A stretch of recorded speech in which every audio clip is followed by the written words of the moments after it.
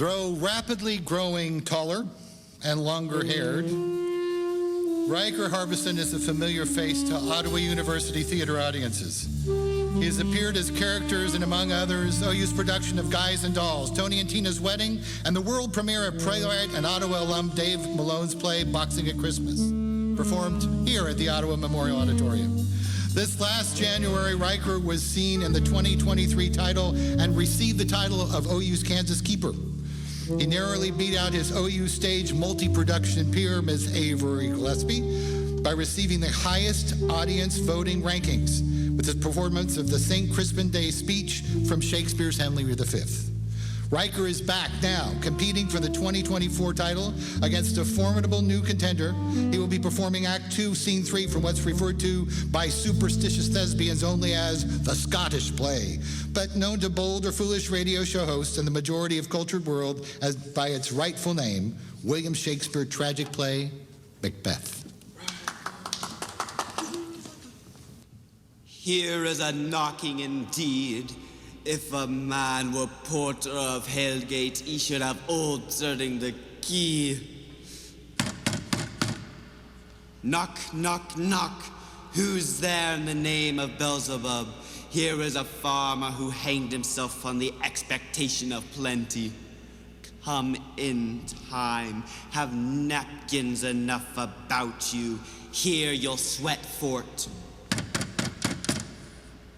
Knock, knock. Who's there in the other devil's name? Faith, here is an equivocator who could swear on both the scales against either scale, who committed treason enough for God's sake, yet could not equivocate to heaven. Oh, come in, equivocator. Knock, knock, knock. Who's there? Faith. Here's an English tailor, come hither for stealing out of a French hose. Come in, tailor, here you may roast your goose. Knock, knock, never at quiet. What are you? But this place is too cold for hell.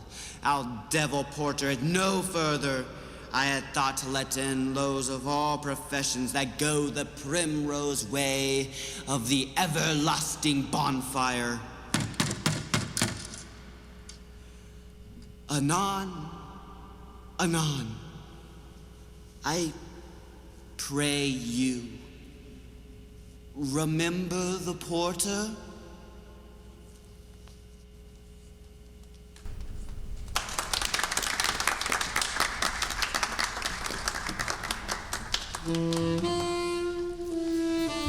And now the Ottawa University Radio Players presents Brave Perry Hodder, Episode 3, The Itchy Otter, brought to you by Winter's Wonder Seed Brittle. Up for a challenge and dry the mouth, increase your spittle, battling Winter Wonder Seed Brittle. Our scene starts in the professor's study, and even her desk clock seems edgy.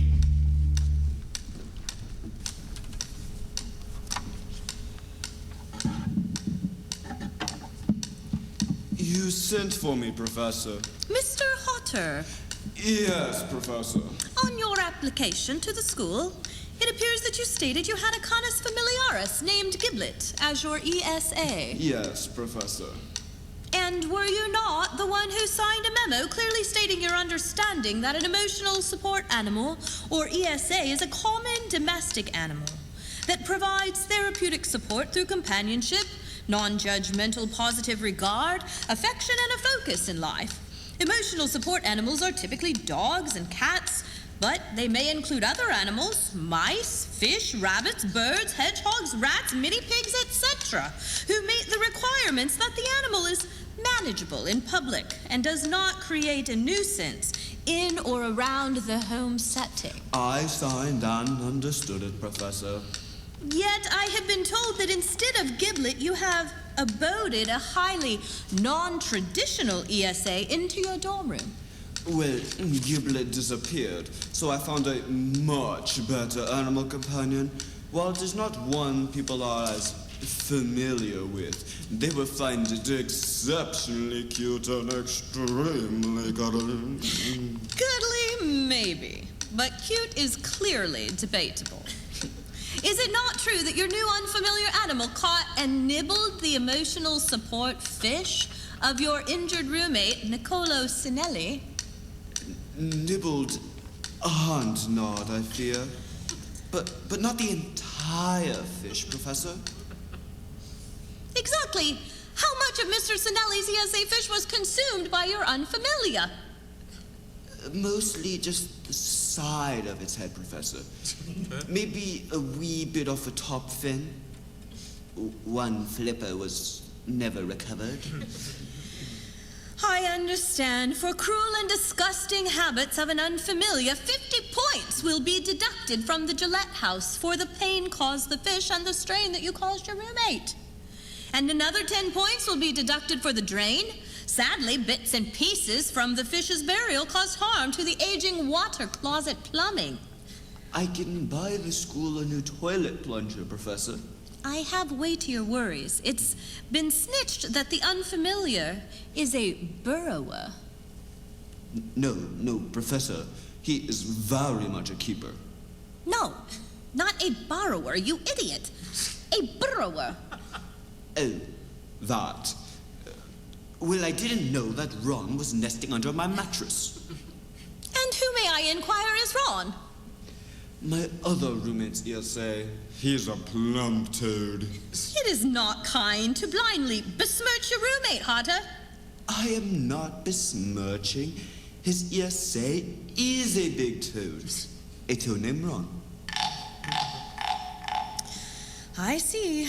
Well, my unfamiliar did indeed traumatize Ron by repeatedly and recklessly rooting him from his burrow. We found a solution for the toad's now constant nerving croaking condition. We got Ron an ESA of his own, a house elf named Miney. Ron has a Hermione? No, Ron has his Miney. And here is a pain in the hiney. Blimey, it's all gotten rather complicated. So I see. Well, I did not call you here to defend or remedy these brutal creature maulings. In fact, they are, as you might say, all news to me. You are here now because of the Wicked Itch. The Wicked Itch? She doesn't come in until our next episode. Itch. Itch! The Wicked Itch, Mr. Hodder. Your unfamiliar's loud and constant scratching can be clearly heard by all of your housemates, even the floors below you. It is driving the Puggles crazy. The Puggles, Professor? Yes. Downstairs, your neighbors both have Puggles for their Canis familiaris. Puggle dogs are a hybrid breed created by crossing beagles and pugs. While they are bred for their cute looks and their tender personalities, they get a bit angsty around the fireworks and the scratchy sounds. My cute and tender downstairs neighbors are boom wary and scratch adverse. There's Puddles downstairs, Hodder. They're Puggles piddle when they are particularly perplexed. Well, Gibby can be a bit ripe, rank, and itchy. But then Gibby just does what they do. Who is Gibby? Good heavens, Hodder, have you gotten yourself an annoying house elf too? Lantra condensis.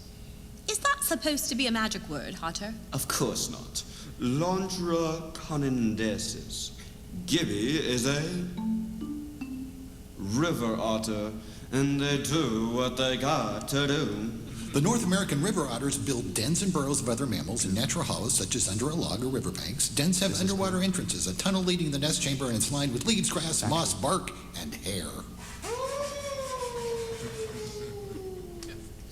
Exactly what does this Gibby look like, Hodder?